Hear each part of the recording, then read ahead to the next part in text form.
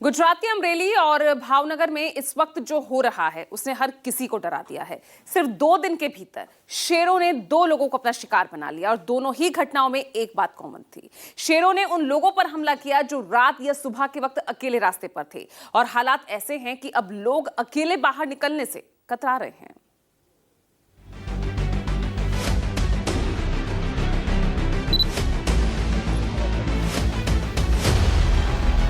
सौराष्ट्र में आदमखोर शेर का आतंक, 2 दिन में 2 लोगों का किया शिकार। अंधेरे में आता है, शिकारी ले जाता है।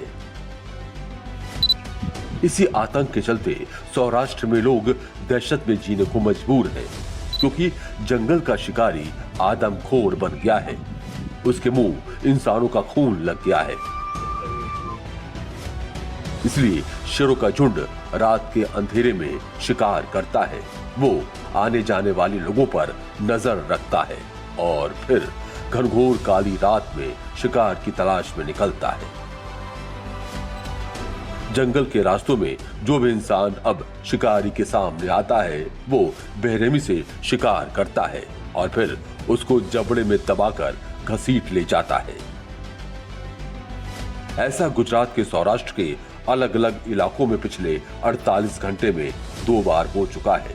खबर है कि अमरेली के राजूरा में उत्तराखंड के रहने वाले 25 साल के प्रकाश चंद को घर लौटते वक्त शेरों के झुंड ने मार डाला, जबकि भावनगर के गंधाड़ा गांव के रहने वाले 34 साल के मजदूर नागजी भाई गुजरिया रात को काम करके घर लौट रहा था, तभी वन्यजीव रेंज के पिंगड़ेश्वर मंदिर मार्ग के पास शेरों ने उसका शिकार कर लिया। फिलहाल शेरों के हमले की कोई सीसीटीवी तस्वीर तो नहीं है, लेकिन वन विभाग के जानकारों की माने तो दोनों शिकार शेरों के झुंड ने ही किए हैं।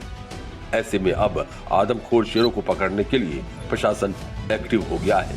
खबर है कि अमरेली के राजूरा में उन 4 शेरों को पकड़ने के लिए पिंजरे लगाए गए हैं, जिन पर युवक को मारने का शक है। महुआ रेंज में भी शेरों की ट्रैकिंग की जा रही है। खबर है कि आदमखोर शेरनी को सफलतापूर्वक पिंजरे में कैद कर लिया गया है।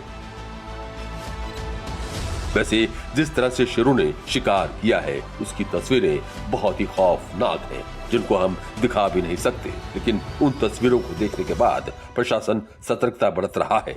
कंपनियों को निर्देश दिया गया है कि रात की शिफ्ट वाले मजदूरों को पैदल ना भेजें, बल्कि गाड़ियों से ड्रॉप करें। वहीं तटीय इलाकों में वन विभाग को रात में गश्त करने के निर्देश दिए गए हैं। Bureau report, news 24।